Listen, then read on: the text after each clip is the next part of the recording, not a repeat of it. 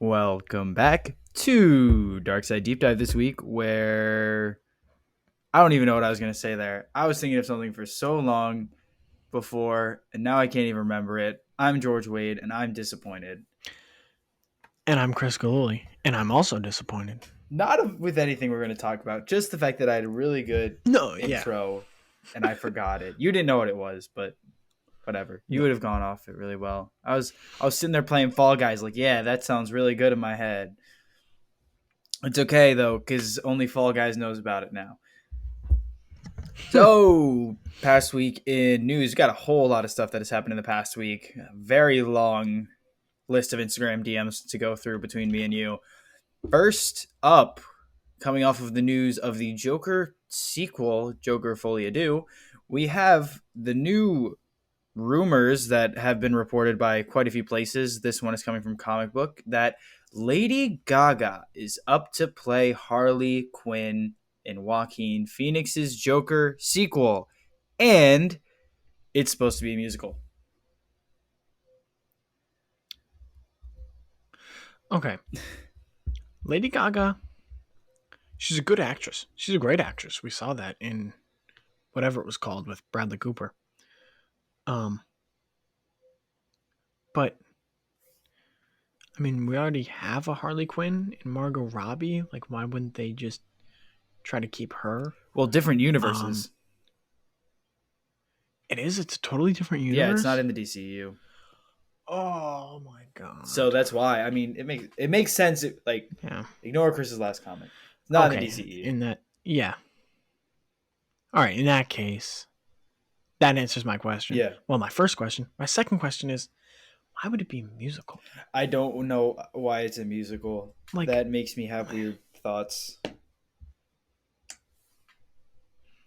Again, this goes back to last week when we said this is just not a movie that needed to be made. It was a really, really good movie on its own, and obviously, if the sequel's done well, it's gonna be good. But saying it's a musical when we already are a bit iffy on it in the first place doesn't make me very excited for it.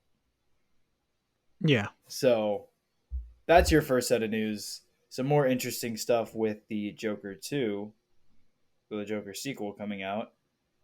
Fortnite added a new item that's kind of like Spider-Man's web swingers, web shooters again, if anyone cares about that. Scrolling through the really bad Minecraft memes Chris sends me, Miss Marvel star Iman Vellani has questioned how Mysterio knew the MCU's Earth 616 dimension designation. That comes from the interview where she questioned how the MCU was calling itself 616 when it was not 616, which I fully agree with.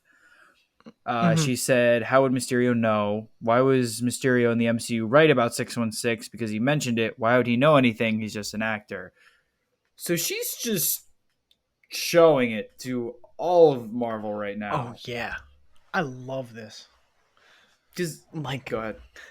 She got hired by the MCU, by Marvel. With no prior acting experience, by the way. Yeah. And she's just like, what are you guys doing? Yeah. She's like, none of this shit. This is literally an interview after episode 1 of Miss Marvel. And she's just like, what are you doing? You don't know what you're doing.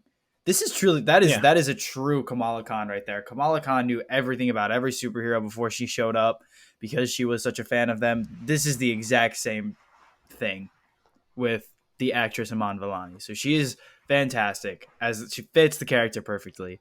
Next quote also comes from that. She hated how they treated Black Bolt and said, he's my guy. I think they did him dirty, and I did not appreciate that. Also fair, because in the comics, I totally agree. is an Inhuman. So they completely blew the head off of Black Bolt, the king of the Inhumans. So, yeah, no, they kind of did do him dirty from what his comic book is. Well, what he is in the comic books.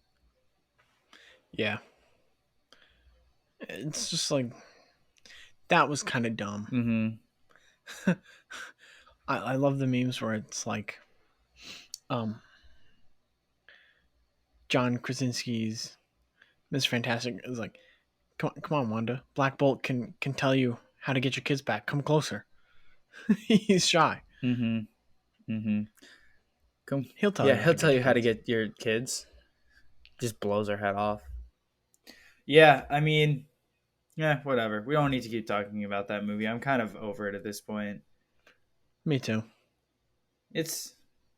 I'll watch it again when it comes out in 3 days on Disney Plus. Comes out on Wednesday, June 22nd. So I will. Oh, I will really? definitely be Oh. watching it again. But you know, I just want to see if there's anything like I missed maybe in the background.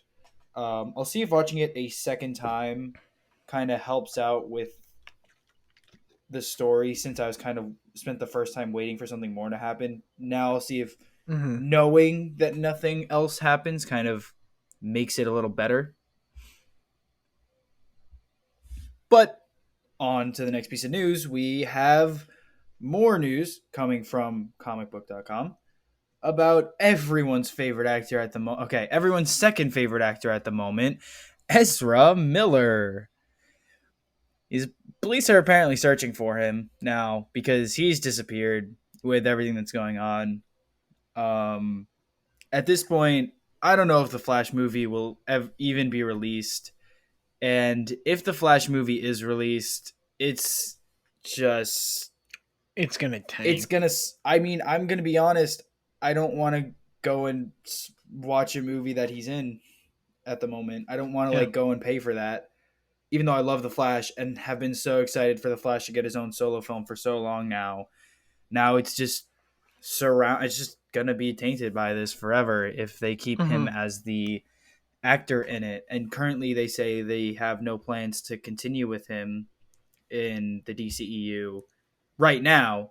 So technically, they're not even saying no, he's done in the DCEU. They're saying at the moment we have no plans, but you know maybe this could get fixed, which is just Warner Brothers continuing after whatever merger they've had with another company. I don't even know, continuing to fail DC fans and the DCEU by making stupid decisions with the universe and stupid decisions with the characters and stupid decisions with the actors.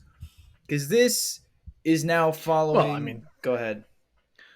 well, a lot of the actors are making stupid decisions, Yes, and so I can't blame them for that. yeah, leading into the next part, this is following the Johnny Depp Amber Heard trial that the world knows about. And apparently now they are trying to recut Amber Heard from Aquaman 2 and reshoot the film and replace her in the movie and kind of just reshoot all of her films with a new actress or all of her scenes with a new actress with Jason Momoa or whoever else is in those scenes and kind of just chop her out of the movie and replace her, which is funny because Johnny Depp got fired from like every single role he had and she didn't, and it was never she was never fully innocent in the first place. So I don't know why they didn't take her out. They should have taken her out in the start due to just Mm-hmm. what this lawsuit entailed, and they didn't, and now they're kind of biting the bullet for it, especially with what's happening with Ezra Miller right now, with them not taking him out of the Flash movie after he had an instance where it was said he assaulted a fan before the Flash film started filming.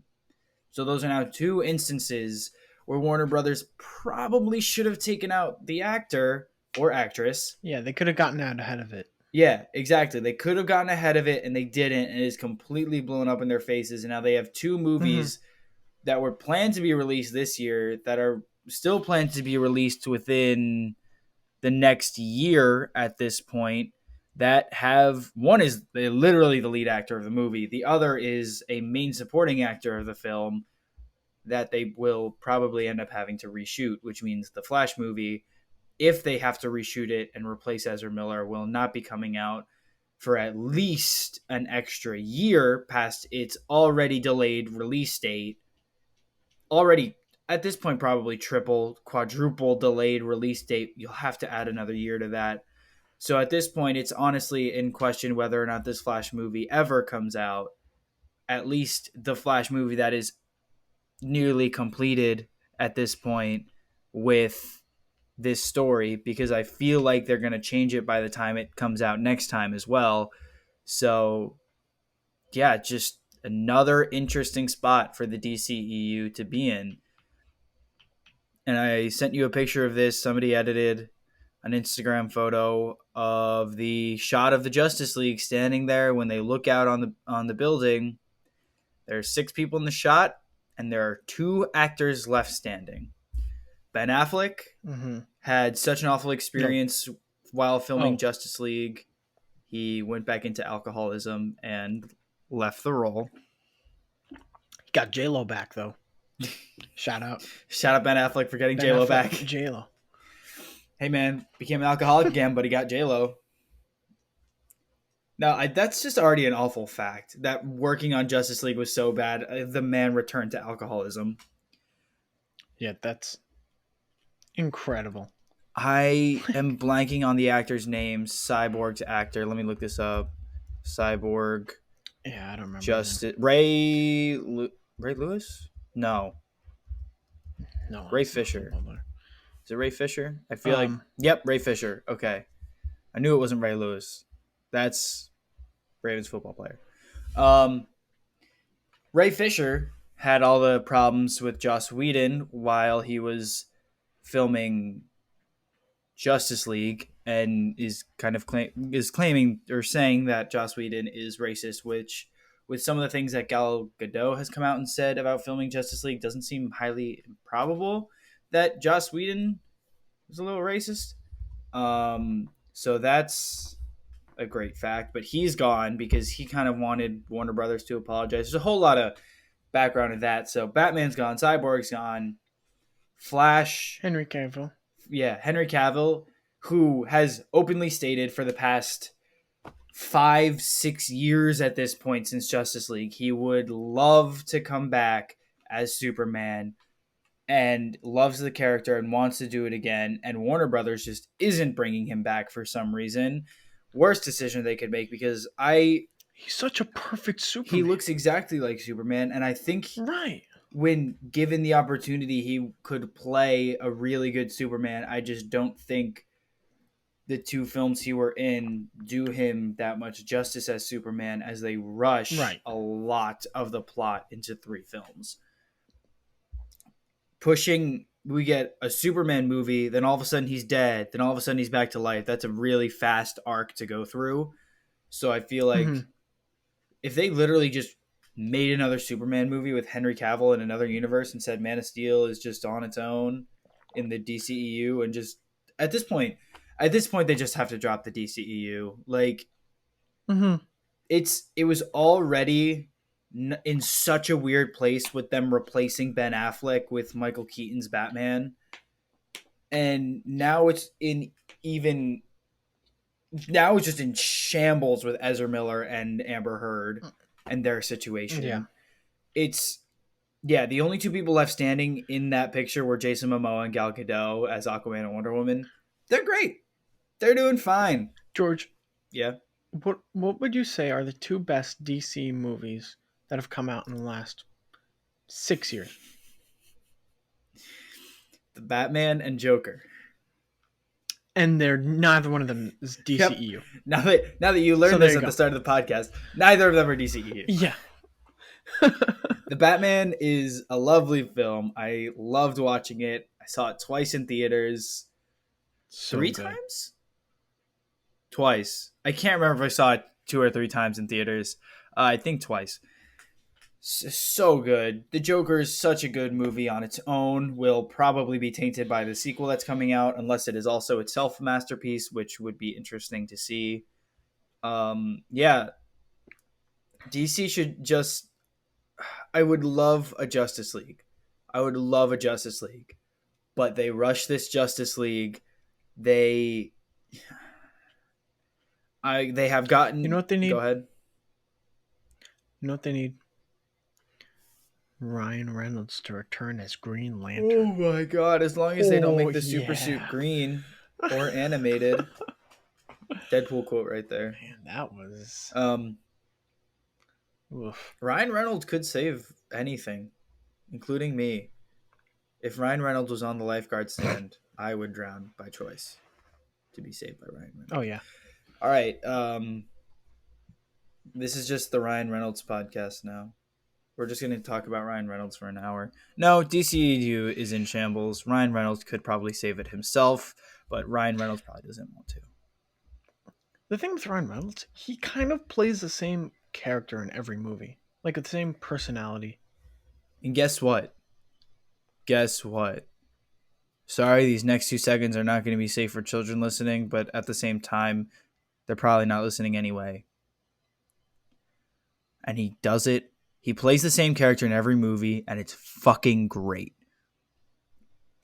I love it. But like, he plays the same character in every movie, and that character in every movie is Hal Jordan. So, like, he's just, there's so many roles and so many comic book characters that Ryan Reynolds could work well in, and just can't take him away from Deadpool. He's just too good at that one. We're going to move on from the DCEU because it's disappointing to think about, because I really like DC characters, and I would at this point love to see the alternate universe where Kevin Feige, because he was going to leave the MCU back around 2015 because of Ike Perlmutter at Marvel. He was going to leave for the DCEU from Marvel to DC, just to see what DC universe we would have gotten with Kevin Feige running it like he's running the MCU. Which I actually have some more comments that we'll get to with later in the week news with the MCU. But move on from that. A little bit of a design change on the Purge Trooper helmet in Kenobi. A lot of people, I see a lot of, like, it's a split on this where some people don't like that they changed the helmet for Kenobi, and some people do, because the old trooper, the Purge Trooper we see in Jedi Fallen Order is from 5 years before Kenobi, and it's which troop is it? It's an airborne trooper. We see them in episode 3 with the 212th on Utapau. The airborne troopers, they've got, it's like a very different helmet design than the Phase 2 standard clone. Yeah.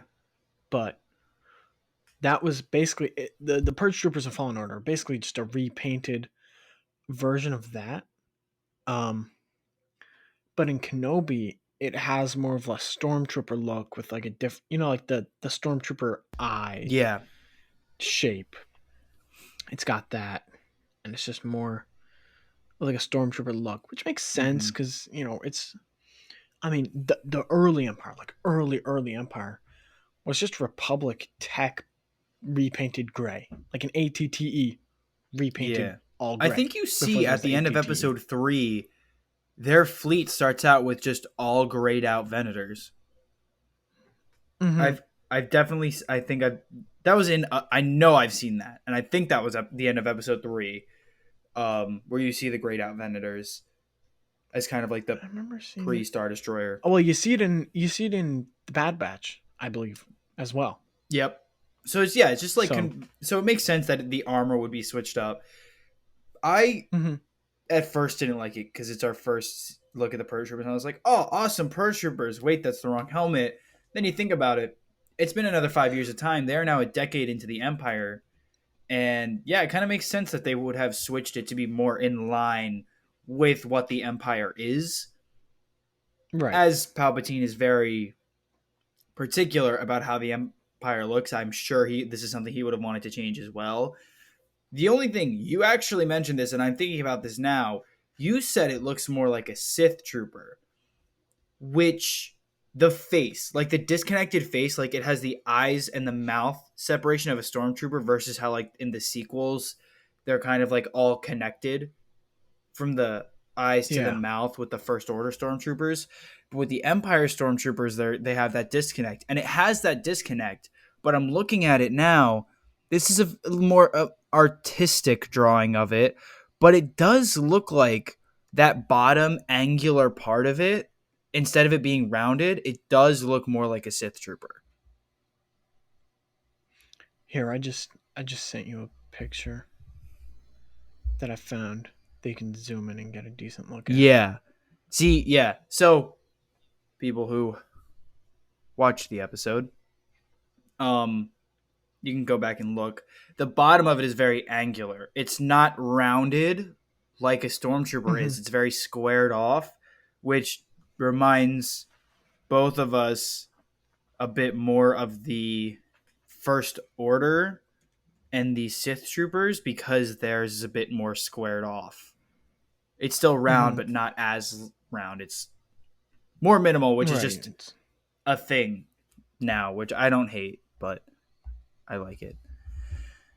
God, I love the Sith Trooper armor. Sith Trooper armor is really good. It's one of the best things from the underused. Sequels. It should have. I wish the Sith Troopers were just the entirety of the sequels. Dude, can you imagine like a Sith Scout Trooper? That's awesome. I don't remember a First Order Scout Trooper though. I don't think so. I only remember the First Order Stormtroopers, and there were the First Order Flame Troopers and the First Order Jet Troopers. Snow Troopers, yes. Were there... Wait. I looked up First Order Scout Trooper, and the only thing I get is like a cosplay. So, no, there were no First Order Scout Troopers that we saw. Yeah. That's a damn shame. Yeah, First Order Snow Trooper. Interesting. A funny thing that got pointed out from episode 3 of Kenobi, when Vader is chasing him, you get the scene where Vader ignites his lightsaber, and someone brightened the scene and pointed out that in this scene, he ignites the lightsaber and Kenobi immediately runs for the high ground. Yeah. Just immediately goes for it, which is hilarious. Old habits. Yeah.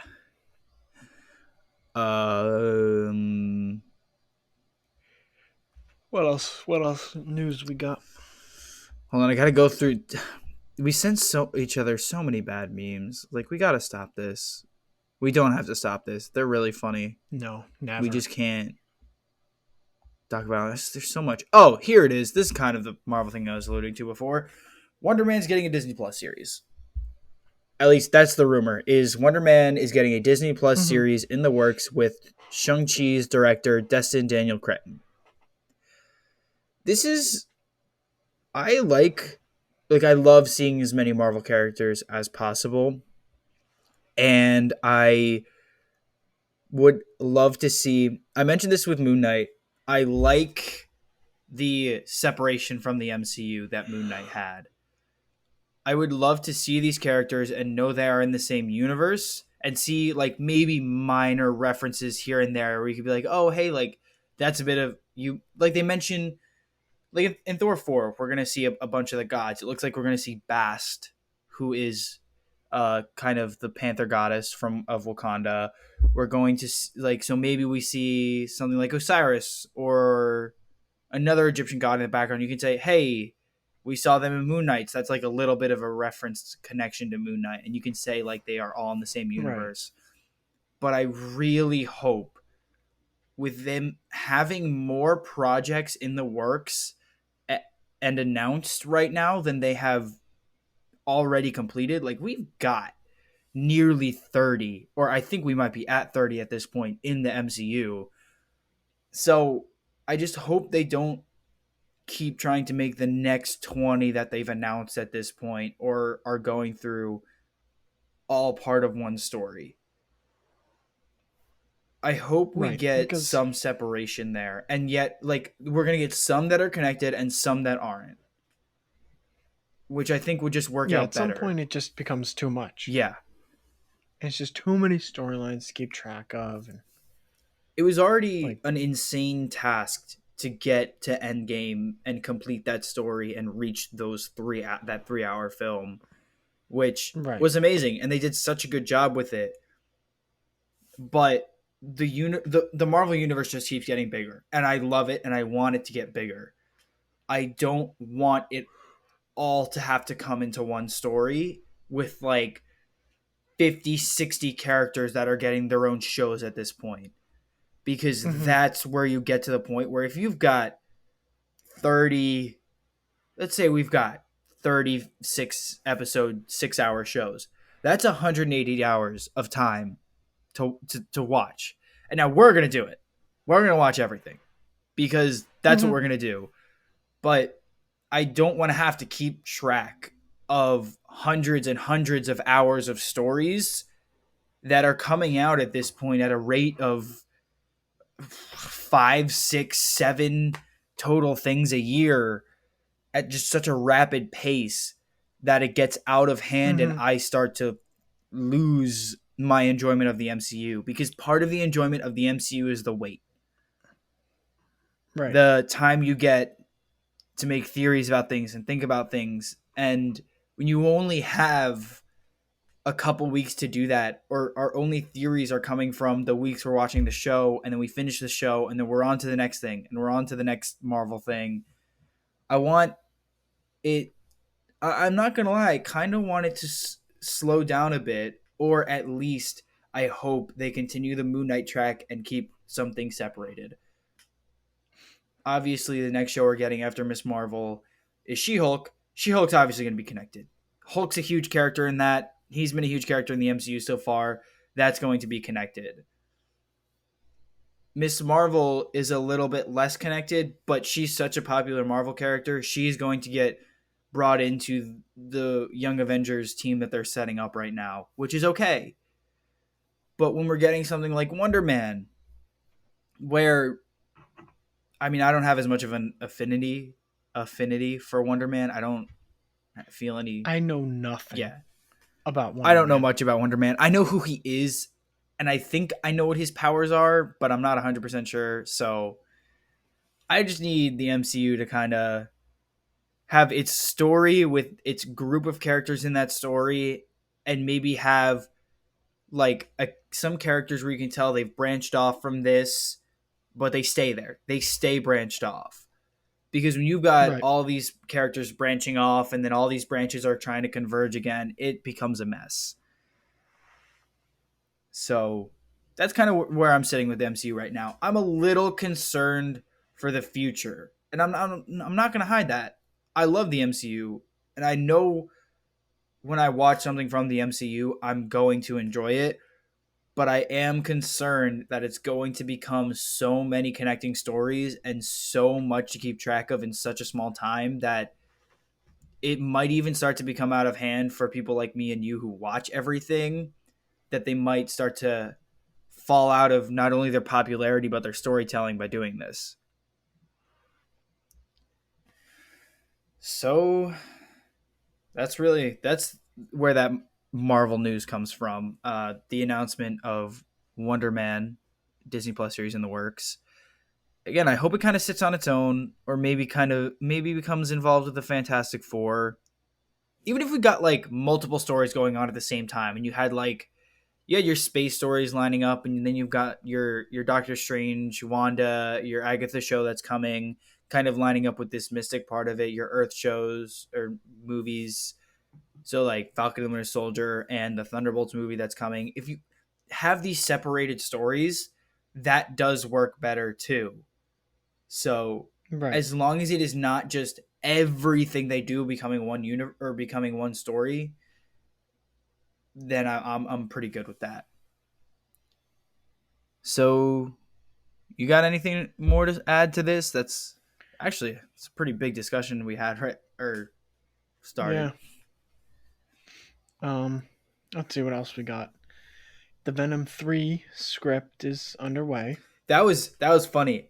When that So, post came out, I had like just watched Venom 2. I think I watched it on like Tuesday or Wednesday last week because it's on Hulu now. Or no, it's on mm-hmm. Stars. I used my Stars free trial. It's on Stars. So I watched Venom 2. I enjoyed it. I definitely enjoyed it, and it's kind of cool because it's only an hour and a half long, but it Really? just moves straight through, and I don't Mm-hmm. hate it. Some parts of it, it's like, okay, maybe that could have spent a little bit more time, but it was just fun. Venom 2 is fun. Yeah. I feel like I would rather have a movie that's too short than too long. Because too short, left wondering, like Yeah. asking questions stuff. For too long, it's like, You have all nothing right, what are left we to doing here? say. Right. Yeah. It gets boring. Yeah. Yeah. Yeah. So anyway, Venom 2. Ahsoka's Leku were made a little bit longer for The Mandalorian season 3. Yeah. People didn't like they were And short. Ahsoka show. Yeah. Yeah. Um, So live action Ahsoka is gonna be a little bit a little bit longer. more accurate to where she is in her life. Ezra Miller made poor life choices.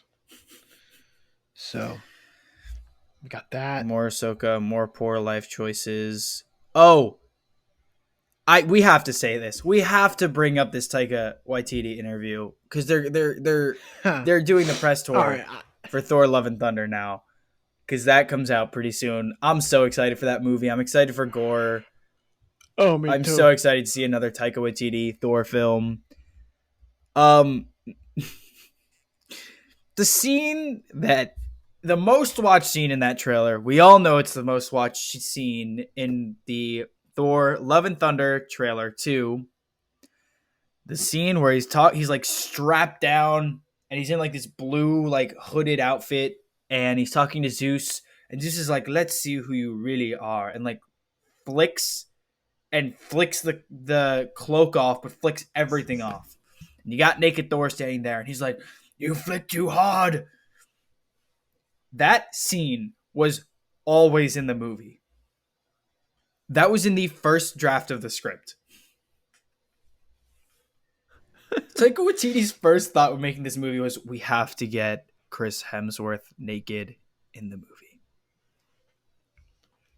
Yeah, and in the interview, he said Chris Hemsworth was on board right from the start. He was like, "Oh yeah, let's do it." The way he says it too, he says it like they both mutually agreed that in their minds, apparently both mutually agreed that Chris Hemsworth has the body, and when you have that kind of body, you have to show it off. Which, you know what? I can't say they're wrong. You look at Chris Right, Hemsworth, like and that's the guy everyone wants to be. yeah. The fact he's writing this movie, and his first thought is to write in a scene where Thor loses his clothes. Right. I'm surprised it took Taika Waititi 2 movies to do it. Could you imagine Taika Waititi shows up to Marvel for his first Marvel film? He's like, okay, so Thor's gonna be naked about like 30 minutes into the movie, and Marvel's just like, what are you doing? He's at the point now too. He made Thor Ragnarok, and because of how well it did and how everyone loves it, and everyone loves Taika Waititi now, especially with Korg, they're like, do whatever you want, dude. Like, go for it. We trust you. So I'm so excited for that movie. It's just gonna be so much fun with Jane, Valkyrie, all of them.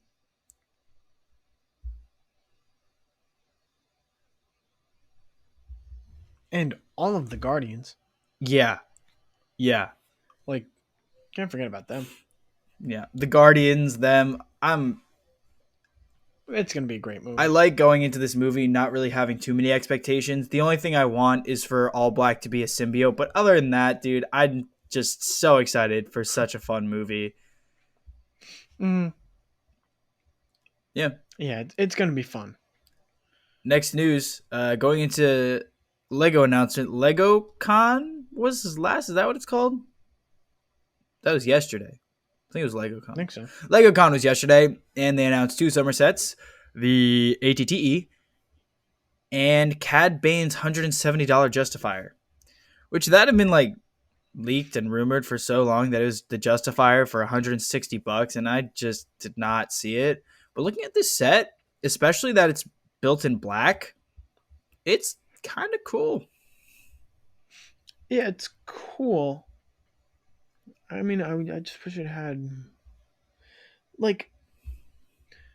I wish, like, obviously, I love that.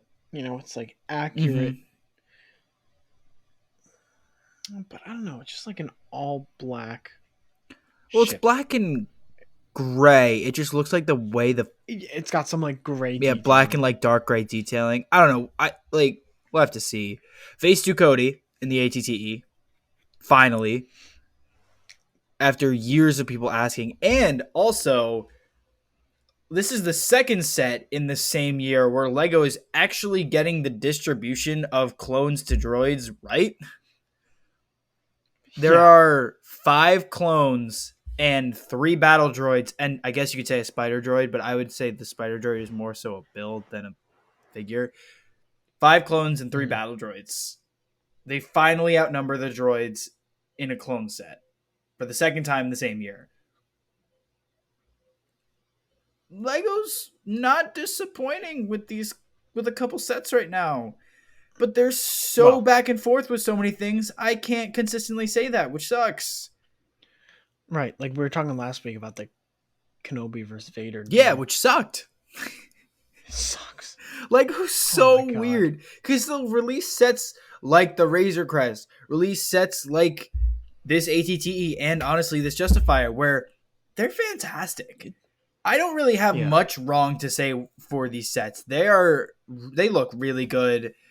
I mean, I'm not gonna lie. Nobody's really asking for $170 Cad Bane's Justifier, but it looks really cool. It looks good, yeah. The ATTE is something everyone wants, and not only that, but putting Phase 2 Cody in, giving you 3 to 12 Phase 2s and the Phase 2 Gunner. That's awesome. Mm-hmm. These are great sets. So LEGO's kind of bouncing back from that awful Kenobi dual announcement, I guess. And I think that rounds it up. That's pretty much the biggest thing to say.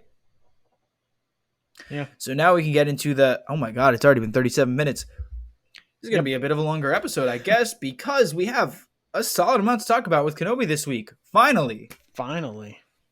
5 weeks into the show, and I finally feel like I have enjoyed this show. And as I've mentioned before, the shows can retroactively make themselves better. And that's the optimistic take we are going to have for every show. Until the show or the movie is over, I will not think the movie sucks. Yeah, I will not form a complete opinion until I've seen the complete show. Yeah, exactly. So, obviously we've said we've been disappointed about Kenobi so far, and I'm not going to lie, I still feel like it's a little too slow for the first 4 episodes, but episode 5 does a whole lot, and I love episode 5. It answers it answers a lot of the questions we had, and it only has 2 things in the episode I can think of that I did not like. One of them I really didn't like. The other one is something that still could be answered later on. So I can't really, it's not against the show yet. We've got another episode. If they don't answer it in this last episode, then it's kind of going to be a bit of a disappointment. This one we kind of have to go from start to finish, though. First thing we see is episode 2 Anakin. Yeah. Really, really old Hayden Christensen, but episode 2 Anakin. You can tell this dude's got some miles on him since 2002. I mean, it's been 2 decades since he played this role. Yeah. So that's crazy to think about. 2 decades since he did this, but also I always forget that he only did 2 movies. He wasn't in all 3. Like, I don't know. I always forget that. Like, Natalie Portman did. Ewan McGregor did. Samuel Jackson did. Yeah, he was only in 2. Yeah. Hayden Christensen, I've kind of been saying this to you, and I don't know if I've said this on the podcast, but I loved having him back as Darth Vader, and I knew from the moment they brought him back, we were going to see Anakin in some form. And I knew it was going to be more than just that vision that we saw in episode 3, because you don't bring him back to be in the Darth Vader suit when there's no reason to do that. We all love to see Right. Darth Vader. Even if anybody in You the don't suit. need to have Hayden Christensen in the suit to make us love Darth Vader and love angry Darth Vader. They brought him back to show him as Anakin, and that's what we got to see in episode 5. It's so well done too, because it's Anakin and Kenobi are sparring, pretty much. They're training at the Jedi Temple, and it intercuts itself, this fight throughout the episode, reflecting what is happening in the episode to Kenobi's existing knowledge of Anakin while training him. And it is fantastic to watch. We also get, this is probably the most action we see in the show too in one episode. Yeah. We get a lot of fighting. Because we've got this intercut training duel, then there's kind of the siege of the base they're sitting in, then there's the ending fight, so whole bunch of stuff. Essentially, the Inquisitors track them to the base. We learn that they have done whatever to Lola, Leia's little droid, to track to, I don't even know what planet they're on, to whatever base they are. It's like Jabib, something like that. You know, that could be right, but it's just funny to listen to someone or you really just trying to guess a Star Wars name. Yeah. Jabib? Jakku? Because I'm pretty sure it's Jabib. Jabib? That sounds like it's that the word for some reason to me sounds like it's meant to be like the punchline of a joke. And I don't know why it sounds like that, but it does. So you're gonna have Disney, Star Wars, you're gonna have to live with that. That your planet sounds like the butt of a joke. Kenobi. Let's see. While Chris deep dives for the name of the... Oh, I'm yawning.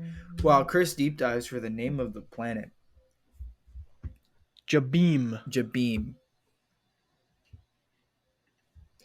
Oh my God. I'm going to text you what this is reminding me of, because it's something that no one on the podcast will understand. You know, I think people that...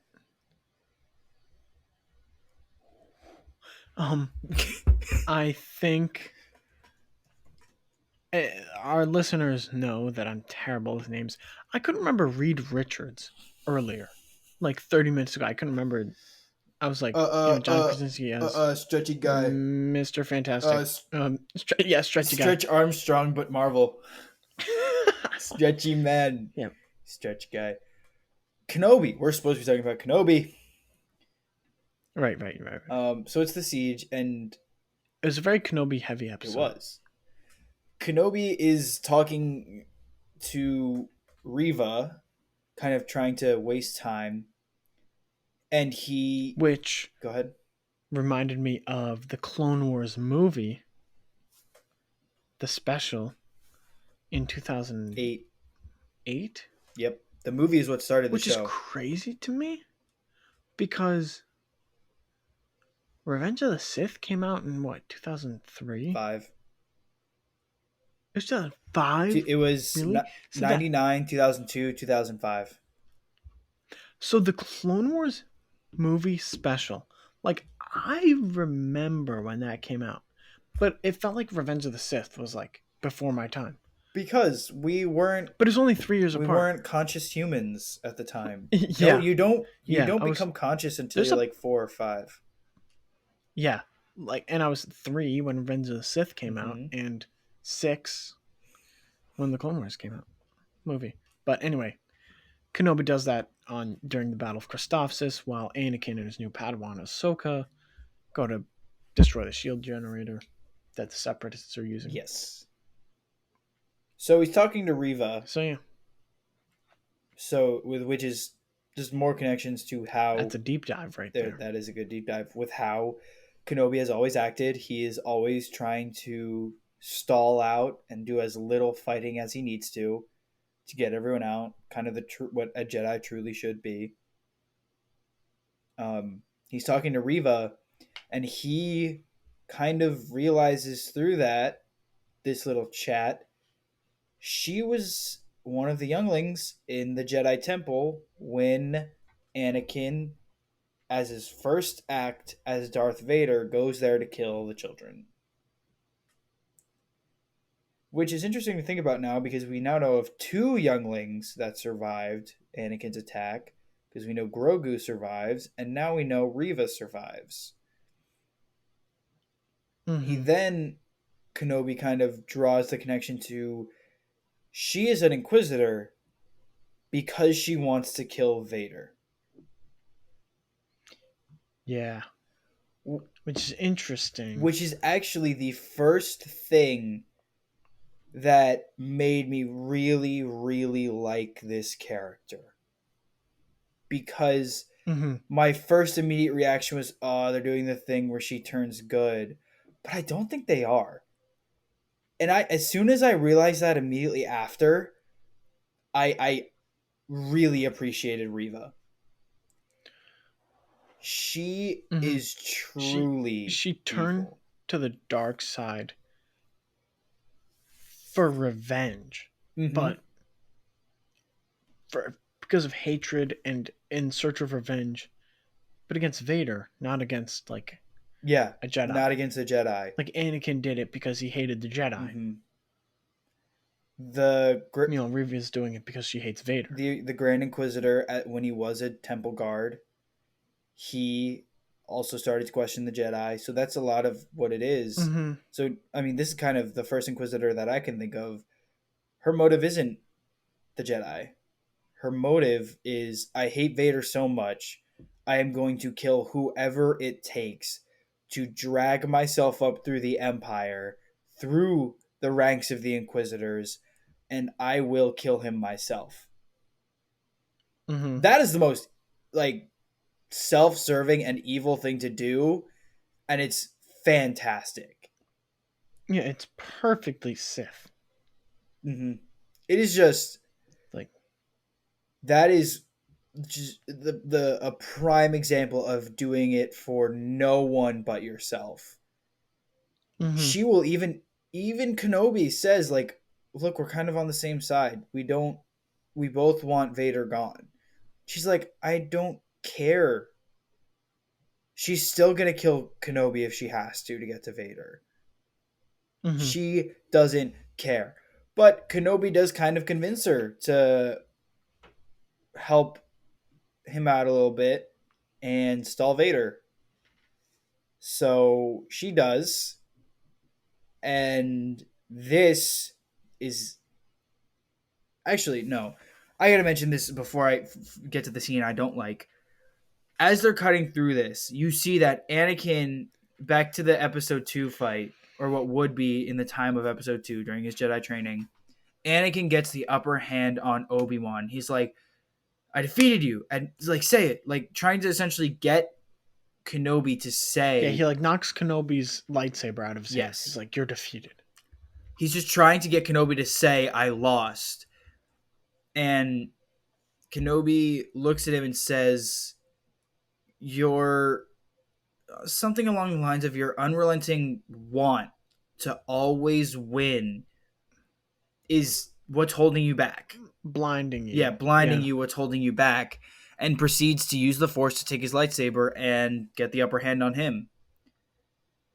And he says to Anakin... But also... Go ahead. Yeah, you're probably just about to say this, but he also says during the fight that, there are other ways to win than with strength. I think that's... And that's exactly what Kenobi does when he goes to Reva and he, tries to get her on his side, uses her... He, I don't know if he, searched her feelings, quote unquote. Or, but he could tell. Or what? Yeah. And he did use her to let everyone else escape.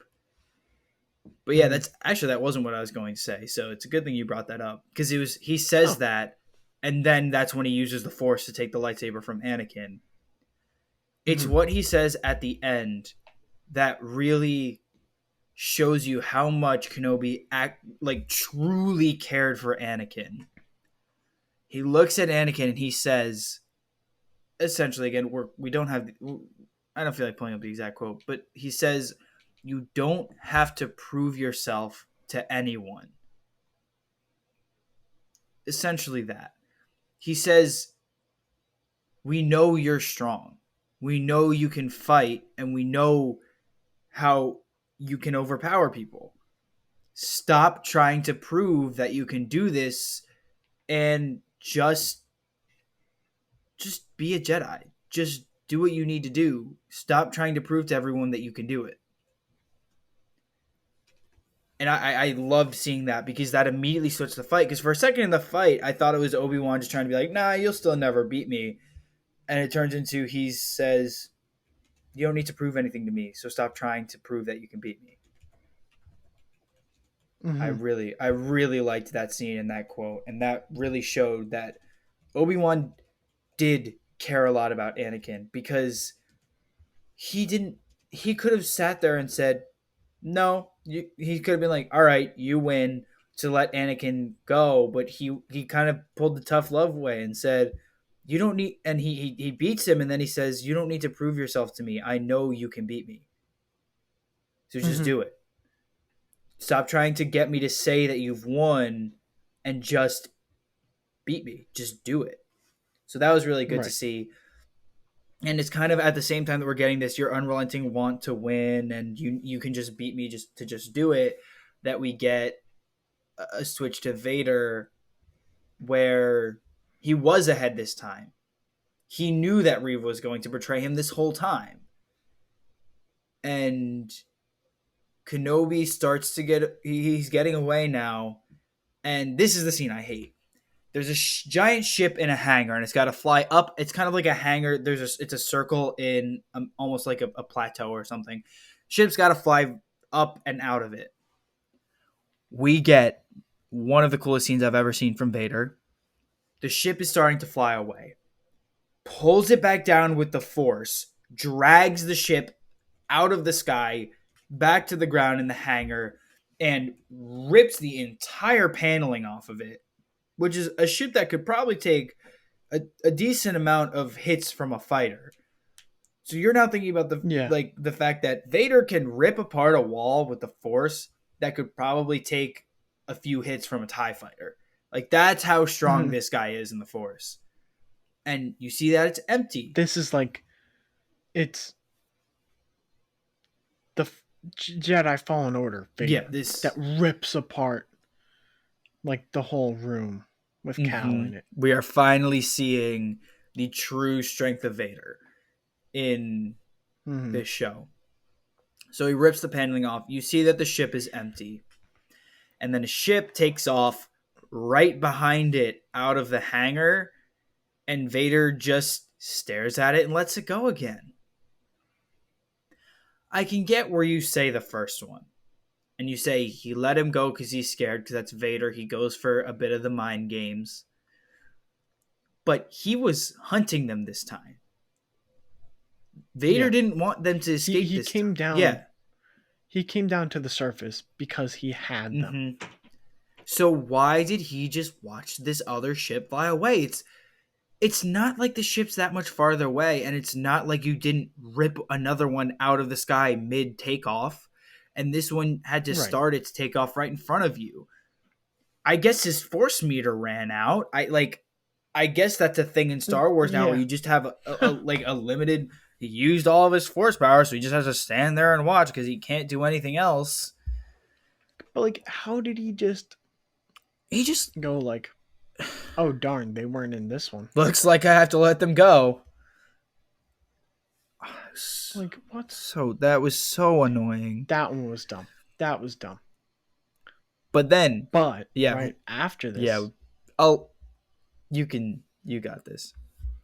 So I don't remember the exact order of events, but basically Reva walks into the hangar behind him and feels that this is her moment to strike, to finally get her revenge on Vader. And so, she ignites her lightsaber and swings, and then Vader just stops it with the Force. And at this point, I'm thinking, oh man, she done messed up. And, Vader basically does the whole, like, you don't think I've known the whole time? Yeah. Like, there are plans greater than you and stuff like that. Like, you are nothing to me.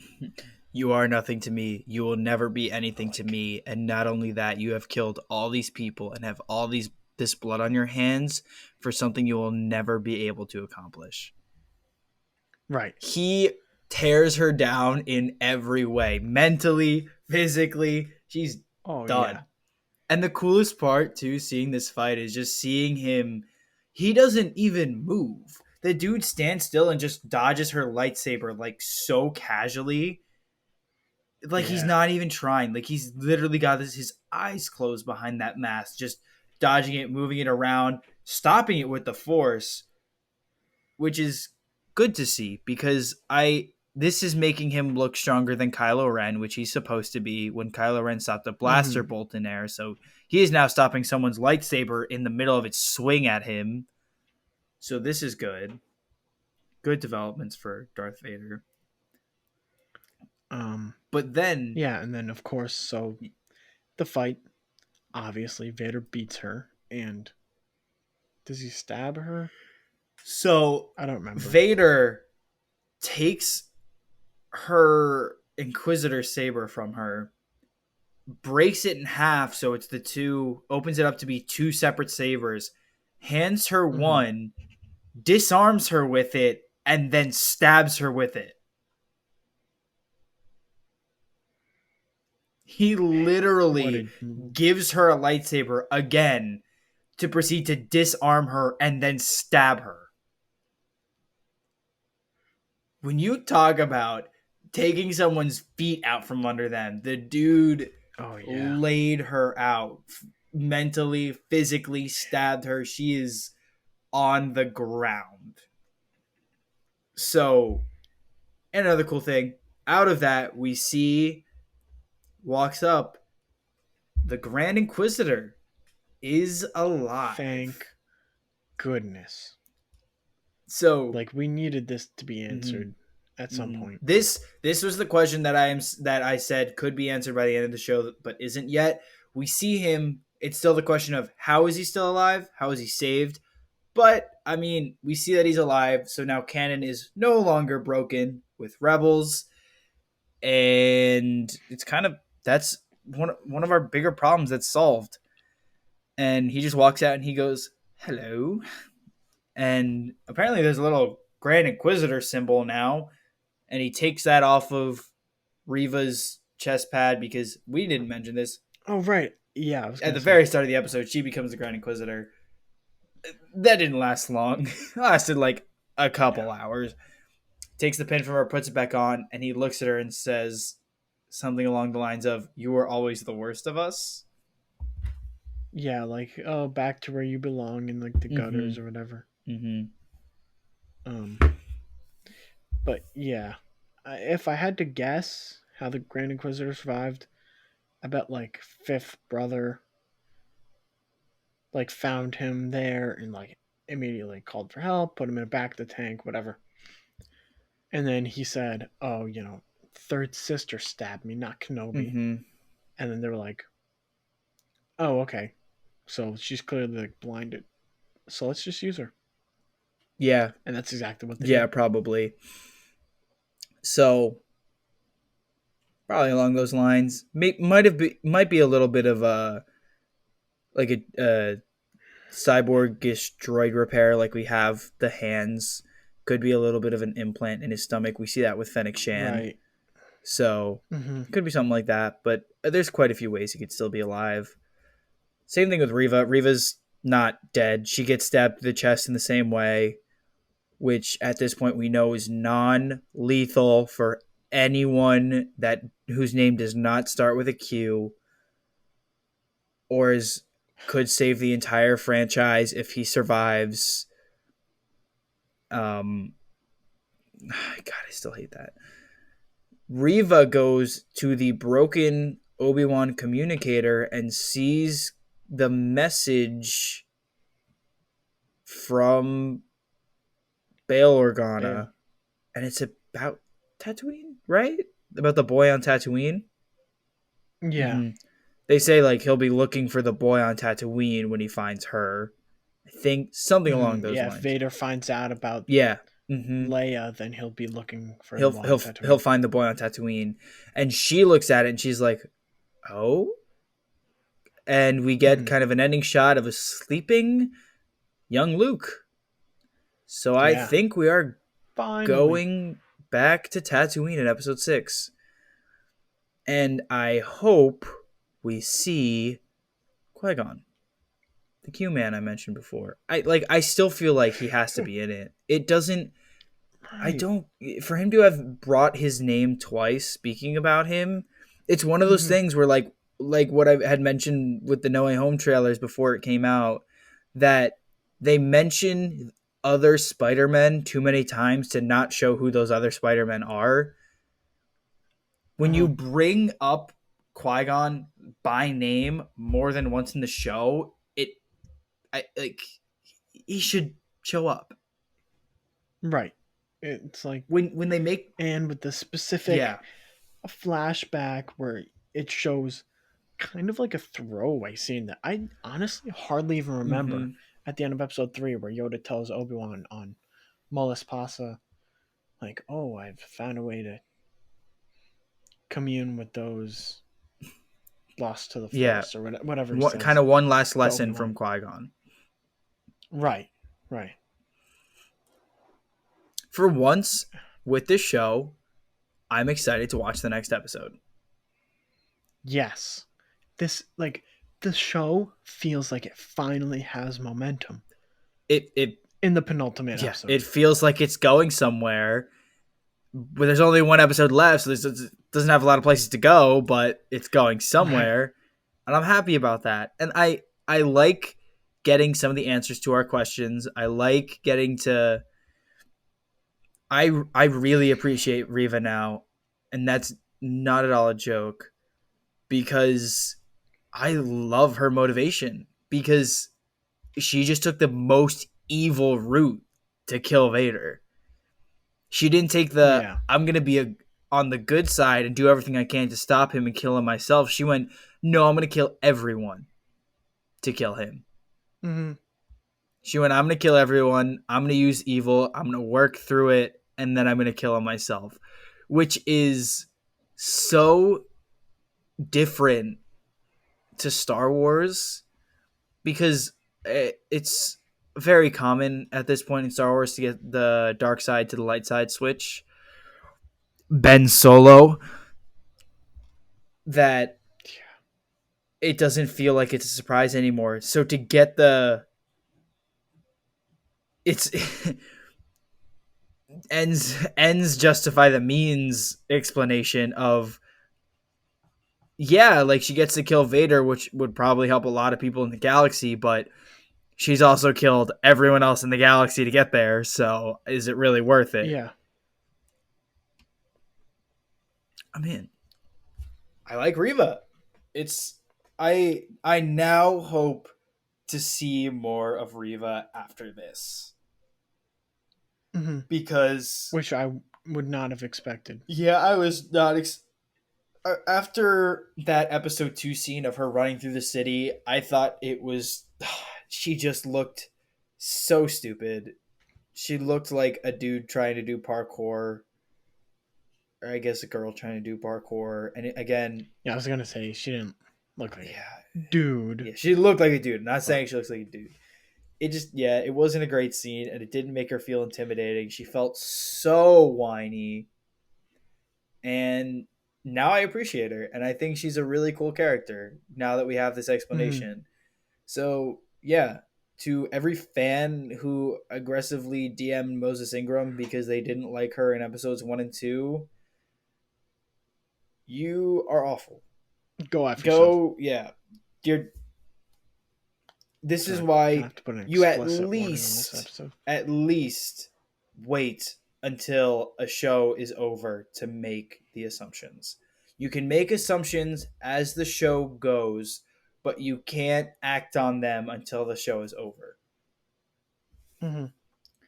We didn't And like even Riva then, before. We like Riva now. We weren't sure with Moon Knight and with the Jake Lockley plot until the show ended, and he showed up in the post credit scene, and that's exactly what we kind of it, wanted. it was a good fit. Exactly, it was Yeah. a perfect fit. And then by that happening, we appreciated those other episodes a lot more. So, Mm-hmm. you know, I'm excited for next week. There's a lot of announcements coming, a lot of drama in the DCEU. So it's a very eventful time. Very eventful time right now. And I'm excited to see where everything goes. We've got we wow, didn't even mention Miss Marvel. Um God, I still haven't watched it. I'll kind of I've been meaning yeah, to. I'll kind of quick summary at the end. Still really fun, still really charming. I do not like her power switch because they have changed her powers. And it was one thing I thought they were changing the look of it to make it more cosmic, but they've actually changed the powers. Like they are genuinely Hmm. kind of different powers, and that's what I don't like because her powers were really interesting because they were a combination of Mr. Fantastic and Ant-Man to where she could kind of stretch her limbs, but it was more so that she was making them bigger or smaller. So she could shrink herself to Ant Interesting. Man size, or she could grow to Giant Man size, and then she could reach something really far away. So it's kind of a cool combination of the two. And I didn't really hate it becoming a bit or looking a bit more cosmic, just because she's going to be more connected to Captain Marvel. It makes sense that with Captain Marvel being her favorite superhero, to connect her a bit more deeply to Captain Marvel rather than her just liking her and having completely unrelated powers. Mm-hmm. So I don't hate that, but when she's trying to not spoil it too much for you, when she's doing things in the show that seem way too convenient and are less make seem to make her less crafty with how she has to solve something by doing it, kind of just her powers, her new powers making it easier for her to do anything is it's a little disappointing. Because when you have Hmm. a limitation to your powers, like she can't stretch infinitely like Mr. Fantastic. She's kind of got a bit of a limit on that. So she can't just reach out and grab someone. She might have to stretch her leg too, and take a giant step, or swing off of something, like grab on something kind of far away, swing on it, and grab with the other Mm-hmm. hand. And it was just interesting to see how she solved problems with her powers. And so seeing her powers honestly kind of take the Shang-Chi route of they can do whatever they need to do in the moment is a bit upsetting. Hmm. Because it's like, if you got one character who's like that with Shang-Chi, the Ten Rings are cool, but the Ten Rings in the movies are also just as cool. So I'm not that upset about that because the rings technically don't even belong to Shang-Chi in the comics, so they just changed the character entirely. But when in Miss Marvel's case, they're doing their best to keep the same character but are changing the powers. And when she's just got really cool powers. Like Shang-Chi's powers in the comics are not as major or not as noticeable. She's just so well known that changing her powers is weird. Like it would be like if you gave Miles Morales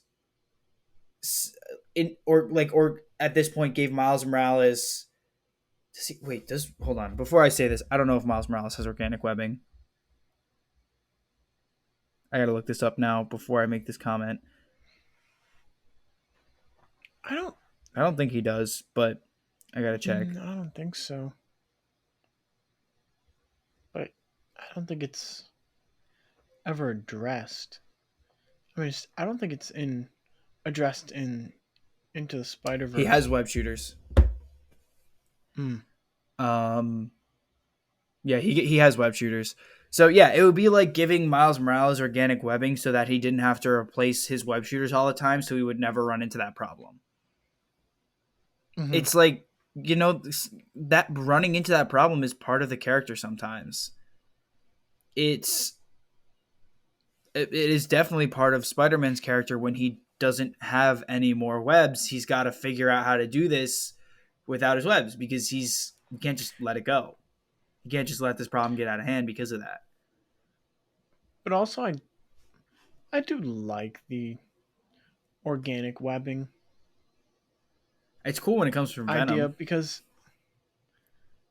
yeah, or like I don't know. I just feel like